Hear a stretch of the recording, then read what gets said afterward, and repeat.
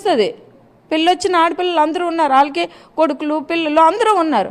దమ్ము ఉంటే పలాసలోని వెళ్ళి మేము ఈ ఇంట్లో ఉంటే మా ఇల్లు అమ్ముకొని పలాసలో ఇల్లు కట్టుకొని ఇలాంటి ఇల్లీగల్ అఫైర్స్ అక్కడ పెట్టుకోమనండి. అప్పుడు ఎంత మంచి సంబంధాలు వస్తాయో, ఆ కుటుంబాలు ఎంత డ్యామేజ్ కాకుండా ఉంటాయో, ఎంత అలా కుటుంబాలు సపోర్ట్ ఇచ్చేస్తాయో నేను చూస్తాను. మీకేం కావాలో మీరు అడిగారు, అది చేయకపోతే సార్ మాకేం కావాలో మేము దీంట్లో ఎండ్ అయ్యేది లేదు.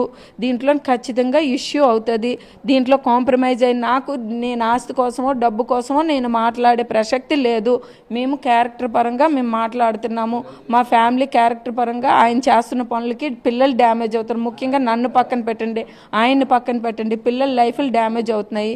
దీంట్లో నేను ఎట్టి పరిస్థితుల్లో ఊరుకునే ప్రసక్తి లేదు. నా వ్యక్తిగత నేను డబ్బులు ఇది ఆయన ఏమి ఇవ్వడం లేదు. ఎలక్షన్ అయిపోయిన నుండి నాకేం ఇవ్వడం లేదు, ఆయన రూపాయి ఇవ్వడం లేదు. ఎలాగో మా లైవ్లీహుడ్ ఏదో పాపకు ఒక 65,000 నెలకి వేస్తున్నాడు చిన్న పాపకి.